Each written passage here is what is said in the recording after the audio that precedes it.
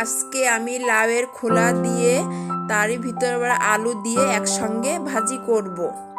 তা সবাই দেখতে থাকুন। প্রথমে আমি লাউয়ের খোলাটা জিরিজিরি করে কুচিয়ে নিয়েছি, তারপর আলুটাও কুচিয়ে নিয়েছি, নিয়ে ভালো করে ধুয়ে একটা পাত্রে উঠিয়ে নিয়েছি।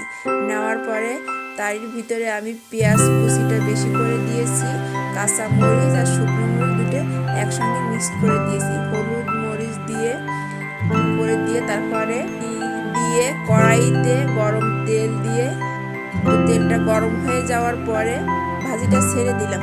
দেওয়ার পরে উল্টো পাল্টা করে নেড়ে দেব, এভাবে ভালো করে সব মিশাতে থাকবো। এই ভাজিটা শুধু তেলের উপরেই হবে। আর ভাজির ভিতরে যদি শুকনো মরিচটা যদি একটু ফালি করে দিয়ে ভাজি করেন, যে কোনো ভাজির সাথে টেস্টটা বাড়িয়ে দেয়। দেখুন নাড়াচাড়া করতে করতে ভাজিটা নরম হয়ে এসেছে। আমি কিন্তু সম্পূর্ণ তেলের উপর দিয়ে ভাজি করছি, এর ভিতরে আমি কিন্তু কোনো পানি দেইনি। কালারটাও দেখুন সুন্দর করে চলে এসেছে। এটা কিন্তু আরও ভাজি করতে হবে। এভাবে উলট পালট করতে করতে এটা আরও নরম হয়ে যাবে, আবার কমেও যাবে। তখন বুঝতে হবে ভাজিটা হয়ে গেছে। আমার ভাজিটা কিন্তু প্রায় শেষের পথে।